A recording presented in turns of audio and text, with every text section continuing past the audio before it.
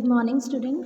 Today we are going to start a new chapter of history, which is also a last chapter, which is India after independence, new challenges ahead. In previous chapter, we have studied about the India struggle for freedom and how India got its freedom. और इस chapter में हम पढ़ेंगे कि India freedom के बाद, आज़ादी के बाद कैसा था और कौन कौन से चैलेंजेस थे जो इंडिया को फेस करने पड़े थे. First of all we will study about the immediate challenges वो चैलेंजेस थे जो आज़ादी के तुरंत बाद देखने को मिले थे. After India's independence new problems and challenges were there before nation. The challenges of partition led to massacre and riots mainly in Punjab and Bengal.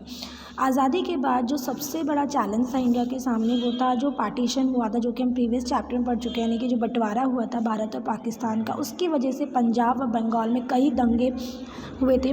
8 million homeless refugees came to India after losing their entire means of existence. और 8 million रेफ्यूज़ीज़ ऐसे थे जिनके पास घर नहीं थे और वो जो है अपने देश छोड़ के जो है भारत में आए थे.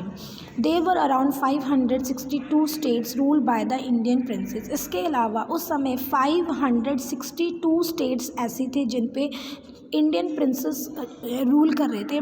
Annexation of these states in the Indian union was the major challenges before the nation. तो फर्स्ट चैलेंज जो था जो नेशन के सामने था that was the challenge of partition. कि इतने सारे जो बेरोज़गार लोग हैं, होमलेस रेफ्यूजीज़ हैं, इनको जो है अपने देश में हमने सेट करना था, उनको एक एग्जिस्टेंस प्रोवाइड करनी थी. इसके अलावा द सेकेंड चैलेंजेस था कि जब आज़ादी हुई थी तो ब्रिटिशर्स जो हैं, जो इंडियन फ्रीडम एक्ट था उसमें कहा गया था कि भारत जो है वो पाकिस्तान और भारत के रूप में आज़ाद होगा. इसके अलावा जितनी भी प्रिंसली स्टेट्स होंगी, प्रिंसली स्टेट्स मतलब जिन पे इंडियन प्रिंसेस रूल कर रहे होंगे, वो जो है पूरी तरह से आज़ाद होंगे कि वो चाहे तो फ्री रहें, अलग नेशन बन जाए या पाकिस्तान में मिल जाए या फिर इंडिया में मिल जाए.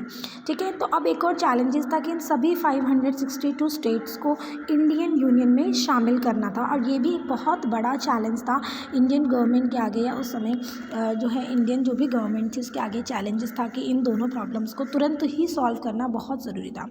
These states were given the option of joining either India और पाकिस्तान. जैसे मैंने आपको बताया कि इन स्टेट्स को ये ऑप्शन दिया गया था कि या तो वो पाकिस्तान को ज्वाइन करें या फिर इंडिया को ज्वाइन करें under the able and wise guidance of Sardar Vallabh Bhai Patel. लेकिन सरदार वल्लभ भाई पटेल की गाइडेंस के अंदर, जो कि भारत के फर्स्ट होम मिनिस्टर भी थे, most of these state decide to join India. Mostly इन स्टेट्स ने इंडिया को डिसाइड कर लिया था, इंडिया को ज्वाइन करना डिसाइड कर लिया था.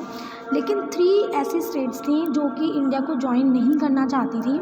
वो थी Hyderabad, Junagadh and Kashmir, which had there reservation about joining India. मतलब इंडिया को ज्वाइन करने में वो घबरा रही थी या नहीं करना चाहती थी, वो फ्री रहना चाहती थी. सबसे पहले बात करते हैं द नवाब ऑफ जूनागढ़ की. A small state on the coast of Gujarat. Gujarat का एक छोटा सा स्टेट है, वांटेड टू ज्वाइन पाकिस्तान. ठीक है. जूनागढ़ जो है वो पाकिस्तान को ज्वाइन करना चाहता था, but finally the nawab went to Pakistan while the people of Junagadh voted in favour of joining India. Junagadh में वोटिंग करवाई गई. वोटिंग कराने के बाद क्या हुआ कि जो लोग थे, जनता थे जूनागढ़ की, वो भारत में मिलना चाहते थे, लेकिन जो जूनागढ़ के नवाब थे वो भारत में नहीं रहना चाहते थे. तो लास्ट इसका रिजल्ट क्या निकला कि जो नवाब थे जूनागढ़ की वो पाकिस्तान चले गए और जूनागढ़ भारत में शामिल हो गया, क्योंकि जूनागढ़ के लोगों ने इंडिया के फेवर में वोट किया था, इंडिया की ज्वाइनिंग के फेवर में वोट किया था. इसके बाद नेक्स्ट है Kashmir. In case of Kashmir the ruler was Hindu. Kashmir के केस में क्या था कि जो वहाँ के शासक थे वो हिंदू थे, लेकिन मेजॉरिटी ऑफ पॉपुलेशन जो थी कश्मीर की वो मुस्लिम थी.